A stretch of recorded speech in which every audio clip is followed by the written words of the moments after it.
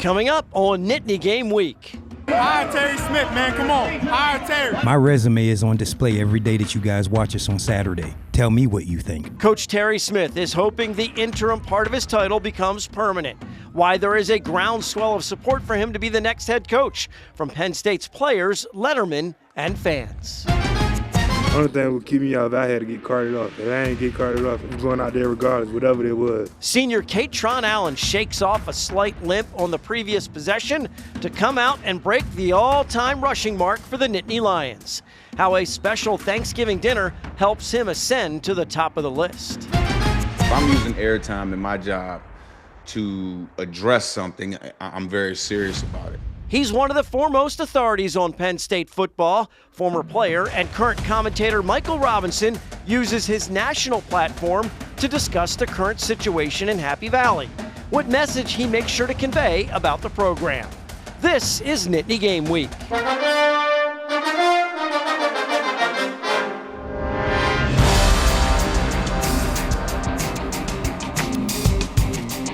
Hello, everyone, and welcome to Nittany Game Week. I'm Todd Sadowski alongside former Nittany Lions assistant coaches Jay Paterno and Tom Bradley. Quite a senior night in Happy Valley as PSU thumps Nebraska 37-10. 2 straight wins, and for your former teammate, Jay, and the guy you recruited to Penn State, Tom, Terry Smith is feeling the love from fans, lettermen, and his current players. Well, I think when you look at what's happened, he got thrown into a tough spot. They're 2 plays away from being 4-1 the last 5 weeks and beating some really good teams. So I think the attitude, the effort, and everything has really jacked up, and I think it's a credit to leadership. Yeah, that's the one thing when you said the key word leadership, and having known Terry since he was sophomore in high school, that's one of the qualities he always had. He was a leader of the team that he was on, even when he played for us. He was that type of guy. Coach Smith connects the pass with the president on Saturday night by wearing a 409 pin to honor his former coach, Joe Paterno. He's stressing a no-nonsense approach and holding everyone accountable during the week to improve the team's performance. On game days, he also said we're all seeing his qualifications for the permanent position play out on the field. The thing that motivates me, I'm just keeping my feet on the ground. I'm going to get this team ready to go beat Rutgers next week. My resume is on display every day that you guys watch us on Saturday. Tell me what you think. Well, I think the fan base is finding out what his former teammates and current players already know. He's a great football coach that loves Penn State, understands its culture better than just about anyone else. That's why AD Pat Kraft has said he wants Terry with the program regardless of who is the next head coach. A special group of seniors play their final home game, and we detail in all 3 phases beat down of the Huskers in our opening drive. It's a homecoming for State College High grad Matt Rule back in town with his 7-3 Nebraska team, about to be 7-4, because the dynamic backfield duo of Nick Singleton and Katron Allen go to work behind a bruising offensive line. Start with Singleton, Jay, who ties Saquon Barkley for all-time rushing touchdowns with 43 and total touchdowns scored with 53. Well, they've done a great job with utilizing his skills. He has some things in the pass game that he's much better than Katron Allen is, and they got to that early in the game to get a touchdown, and that kind of set the tone for the rest of the game. And Tom, then it's Katron Allen who breaks Evan Royster's all-time rushing yardage total with a 3-yard carry before scoring on a touchdown run to cap the drive. He's at 3,954 yards and is now number 1 on a list of historically great running backs. When you look at the list and you go, I was reading that the other day and I went, oh, he passed that. Whoa. It's impressive. It really is. You got to give him credit. No doubt about it. Some Hall of Famers in there, number 1 draft picks, and he rises to the top. Allen's totals really took off after the Northwestern game when Coach Smith made him the unquestioned number 1 guy. Ironically, this week's holiday is one of the main reasons the 2 of them are very close. A few years ago, I went to their house for Thanksgiving because I couldn't have Thanksgiving here, so it just means everything just coming in full circle for real, and I'm glad I got the opportunity to do it with Coach Terry. And I'm glad he believed in me. It means a lot. And this is really cool as they crown Katron on the sideline as the rushing king. Amazing accomplishment, and he still has a game or 2 to add to his career total. Well, they've been very productive in the backfield, that tandem. On the other side of the ball, Tom, the defense really showed great progress. They've simplified a few of the options, allowed guys to play and react a lot faster. I think the key word you said there is play faster. as you X and O, and the coach knows this, there's at some point you pushed it too far. It's too much thinking, and they're not playing fast. And when that happens, you got to back it up and get them playing fast. Well, they are able to get enough pressure on the true freshman quarterback, Latif. More than anything, Jay, the effort from everyone on defense has been outstanding. Well, I think one of the things you're hearing about is that in practice, Terry Smith has been challenging guys that are veteran guys that people may think, he's good enough. And he's gotten on them, told them their effort's not good enough. And you're seeing that on Saturdays because now you light a fire under them. Yeah, everyone accountable, and he calls it out. The passes that were completed came out quick. The D did a good job of rallying to the ball and wrapping up the skills guys. Got to get all 11 hats of the football, really. That's what it came down to. At the end of the day, everyone got to wrap and everyone got to tackle and hold them up for everyone else to get there. I mean, I feel like we did a good job and everyone did their part in the piece today. And when it comes to special teams, the Nittany Lions execute a fake punt to perfection. Remember this play against Minnesota late in the game to put it away last season? Basically the same thing for PSU. And this one didn't want to give it back to Nebraska, and they end up scoring a touchdown to stretch the lead. So we need to talk about Senior Day. Always an emotional moment for a Penn State player, also for the coaches, as you watch the guys take part in their final home game for the blue and white. Unusual for this coaching staff, though. They're not sure who's going to be retained.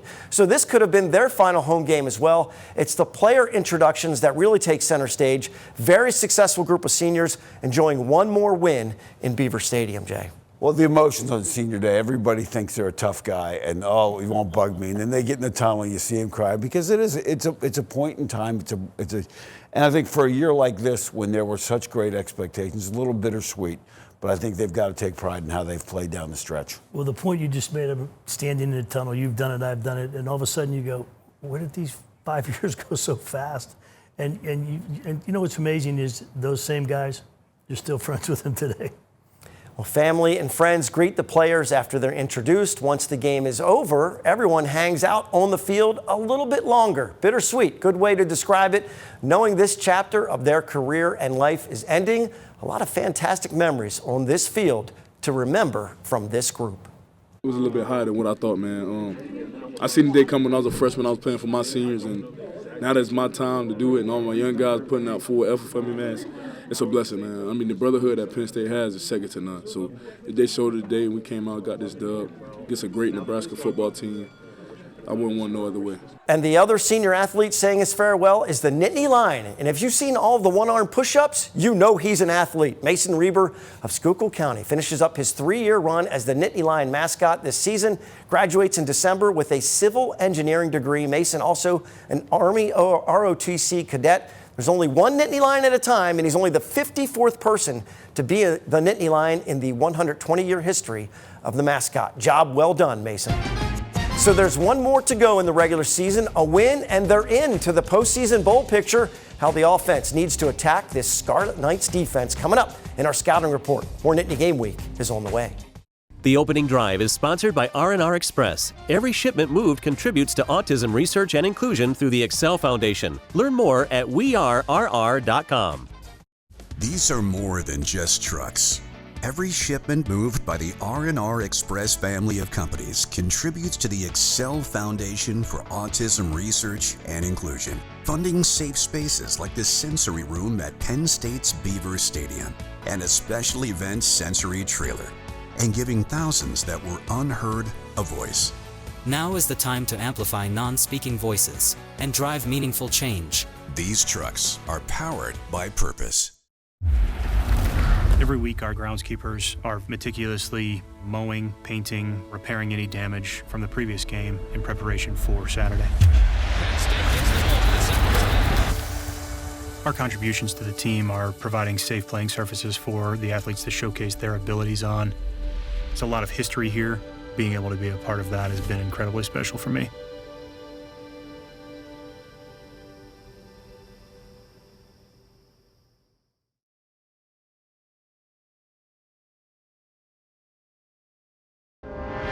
Nittany Game Week is brought to you by West Shore Home, official partner of Penn State Football.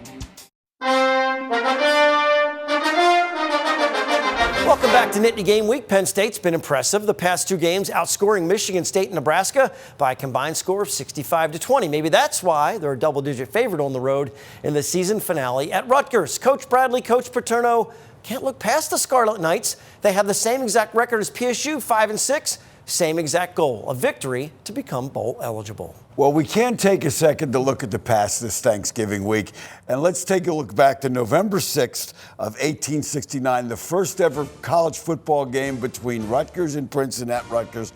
Now, instant replay took a little bit longer back then, but here we have a targeting call here, clearly forcible contact to the head.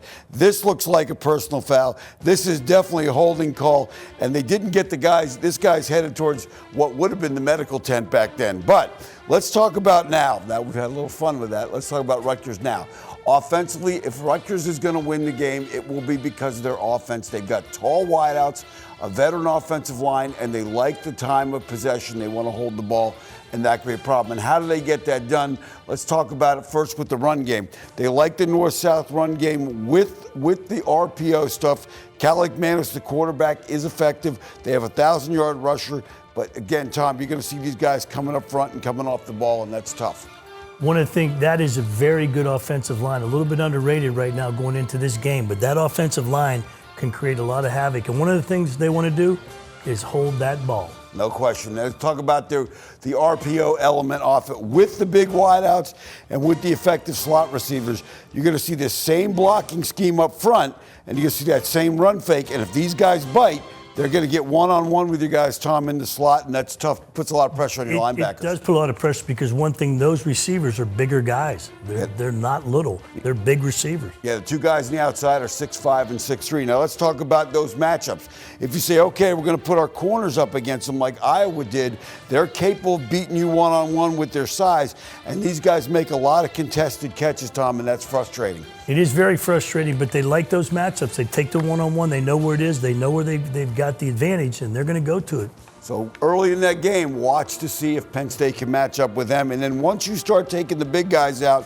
they've got the smaller guy, number 0, who's going to work the middle of the field here with the in the slot against your third best cover guy. So if your third best cover guy has trouble with him, that could be a problem, Tom. It could be a real big problem, and you know that's one of the things that he does do, some of the things in the middle of the field. He creates some real problems in there. Yeah, no question. Now, let's flip it over to the defensive side. They have struggled, which has been uncharacteristic during Greg Schiano's tenure at Rutgers. Last 4 weeks, he's gotten more involved. They've shown improvement against the pass. They have a veteran secondary, but again, stopping the run and giving up big plays has been a problem. And here, they like to play with those 3 guys that are secondary guys. It's a 4-2 front, which makes them a little bit vulnerable to run. They're a little bit undersized. And Tom, expect them to try and make some adjustments on that. They're going to have to. You know, the 4-2, what Penn State's going to be able to do, Penn State should probably get into a couple tight end offense and make them change what they're doing on defense too. Yep, and when you look at the Iowa game, here's an example in the Iowa. They start to bring people down in the box, and now they're going to play one-on-one out here. They do a nice job on this play action as Iowa does. But again, once you do that, you've got to get the pass rush. Pass rush has been a problem generating that for Rutgers, only 10 sacks on the year. And you brought up a great point there without sending extra people.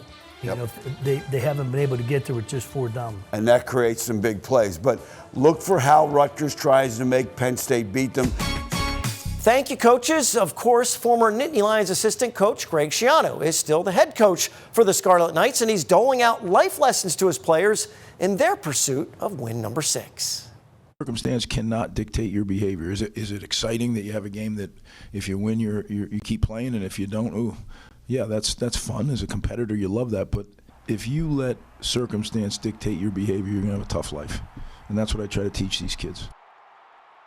While Schiano is trying to coach his players through the moment, Penn State tries to replicate their last visit to Jersey in 2022. Nick Singleton, an electric kickoff return for a touchdown as a freshman, and the defense suffocates the Scarlet Knights. Nittany Lions are going for 3 wins in a row with a 3:30 p.m. kickoff. Up next is our Impact interview. We get a chance to catch up with Orange Bowl champion and current NBC commentator Michael Robinson, how M-Rob prepared for life after football, and what he says about the current situation in Happy Valley. Nittany Game Week returns after this. This journey started on these very grounds, in these stands, with this community. West Shore Home was proudly made right here in Pennsylvania. We took a passion, a drive, and built a company that believes in hard work and success, just like this football team. Remember going to your first game? The roar of the crowd? The feeling of being part of something bigger? That's a feeling you never forget. Bring that same feeling to your home with an extra $750 off in addition to our current offer by visiting westshorehome.com/PSU. You know, these might be small towns, but they have a big town feel. Our small towns have fashionable boutiques like the Apple Tree. And families are gonna love stores like Dunkelberger's Sports Outfitter. I think my son's gonna love this. Our small towns are big on feel. Find us at PoconoTelevision.com.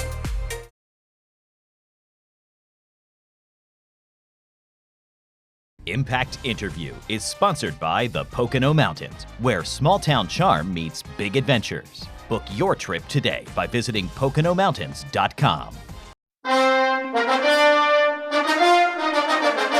Well, welcome back to Nittany Game Week. It is time for our Impact Interview. And let me just quickly rip off some of the accomplishments for our guest this week. Big Ten MVP, Heisman finalist, Super Bowl champ, Pro Bowl running back, and now NBC Sports commentator. And if that isn't enough, you can hear him on the Get Got podcast with Marshawn Lynch. Michael Robinson, appreciate the time, man. Thanks for taking some time with us. Thank you guys for having me, man. Sorry I haven't been on earlier, but, you know, I'm still building a career in media, and a lot of times I'm all over the place. So I appreciate you guys for having me. Understood. A busy man. And, you know, we felt for years that the national media doesn't really understand Penn State football, and maybe never will, either way. As a member of the national media and really one of the foremost authorities on Penn State football, you had a platform on Saturday night, and you used it to speak on behalf of the current situation. What was the message that you wanted to convey, Michael, and why are you firmly in Terry Smith's corner when it comes to the next head coaching position? Well, there was a couple of messages I wanted the Nittany Nation to understand. Number one, I don't speak on this stuff a lot. So if I'm using airtime to not talk about football, I love the game of football. But if I'm using airtime in my job to address something, I'm very serious about it. And I thought that in this entire ordeal after James got fired, and you know the fact that we still don't have a head coach, and you know, just watching the team, I thought it was a good time for my voice to be heard. And I had a chance to talk to Terry one-on-one, his face, his energy, the energy in the building. It was completely different than when I was there for the Oregon game. And when we sat down with the guys, we sat down with Drew Aller and the quarterback and the other players. They just seemed so uptight. They seemed so like anxious. They seemed, they weren't having fun. You know what I'm saying? Or at least I didn't feel like they were having fun. This was supposed to be our year. So I understand the expectations, but you still got to be able to have fun. I feel like our university needs a ball coach. I think James Franklin was a tremendous program builder, as I said on the air. But a program builder and the corporate structure that he bought, to me, had kind of ran its course. We're looking to get over the next hump. You know, I didn't necessarily view James as a ball coach. When I look at a ball coach, I think when issues come up in a football game, you have football answers. You're not just going to point at a coordinator and say, fix it. Well, the coordinator's trying. When Terry got the job, you go from one competitive period every week to 4 a week. And I think if you look at this team's play over the last few weeks, that physicality, that emotion, that ability to have fun, all of those things are starting to show. And so, yeah, I just wanted Nittany Nation, and I wanted people who may not be familiar with how we do it in Happy Valley to understand that Michael Robinson is supporting Terry Smith for the head coaching job. For a fan base and for a program, though, the connection to the roots is so important, and you've highlighted that. You know, in this era, you know, when you talk about that connection to the past, how much does that mean to you and the guys that you played with to really have that acknowledged and also become part of that bridge into the future? It's vitally important. So important that As soon as James got released, and I think the next week, the team played Iowa. I called that game. It was on our air at NBC. And it's crazy, man. I tried everything in my power to get a talking point, to get something from not Terry, but people above the football program that, I'm still waiting on those talking points.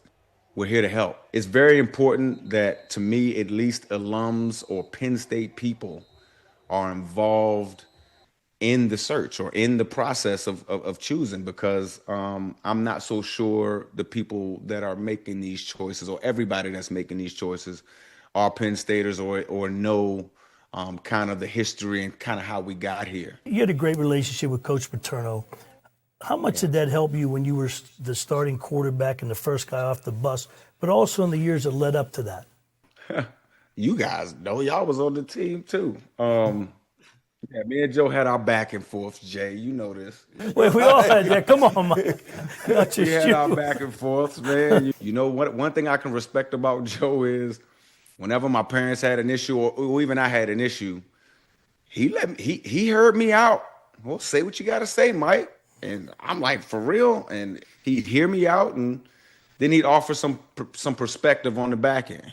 Then he, does that, you good? You finished? You let it all out? Yeah, okay. And then he, offer me a teachable moment. Joe affects my life still so much.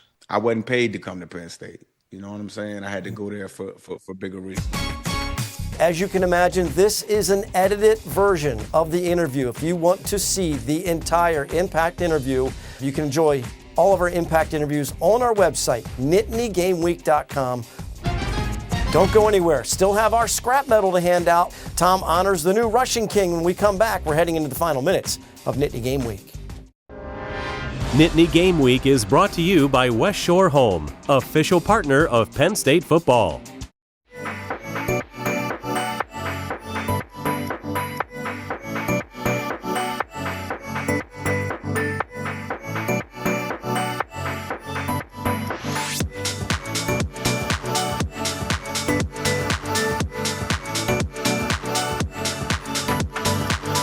You'll enjoy wintertime in the Poconos as much as those folks did.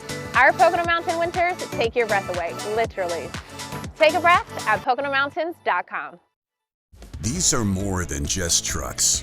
Every shipment moved by the R&R Express family of companies contributes to the Excel Foundation for Autism Research and Inclusion, funding safe spaces like the sensory room at Penn State's Beaver Stadium and a special event sensory trailer, and giving thousands that were unheard a voice.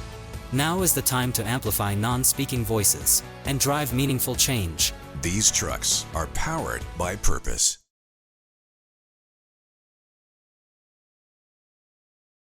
Scrap Metal is sponsored by Burke and Bradley Orthopedics. Located in Pittsburgh, Burke and Bradley Orthopedics is a comprehensive sports medicine practice, providing patients with the most current and innovative approaches in diagnosis and treatment.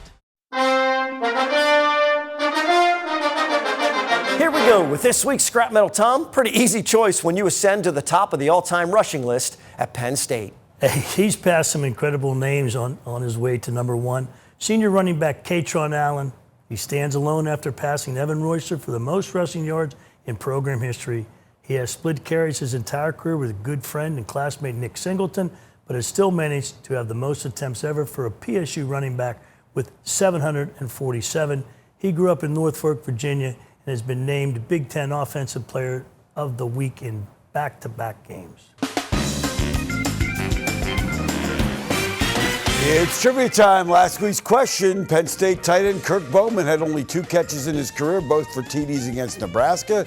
What was Bowman's nickname? Stonehands. Bruce Borman of Philadelphia and Greg Longenecker, whose wife Lisa submitted the question for him, of Annville, Pennsylvania. Now, turning to this week's question. Penn State has thrived with recruiting players from New Jersey. Which 2 Penn State players from New Jersey have won the Super Bowl and are in the NFL Hall of Fame. Well, we are bringing PSU fans and alumni together with our Nittany Connect network at nittany-game-week.com, partnering with businesses that support our show and letting our viewers know about their great products and professional services. Make sure to check out nittany-game-week.com for all of our web exclusive content, airtimes for all of our network of stations, previous episodes, and impact interviews.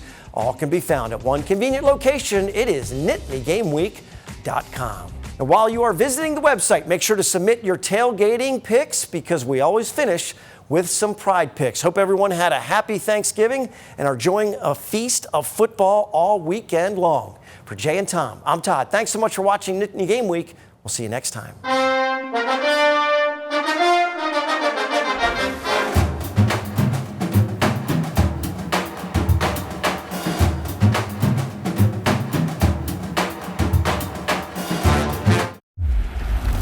Every week, our groundskeepers are meticulously mowing, painting, repairing any damage from the previous game in preparation for Saturday. Our contributions to the team are providing safe playing surfaces for the athletes to showcase their abilities on. There's a lot of history here. Being able to be a part of that has been incredibly special for me.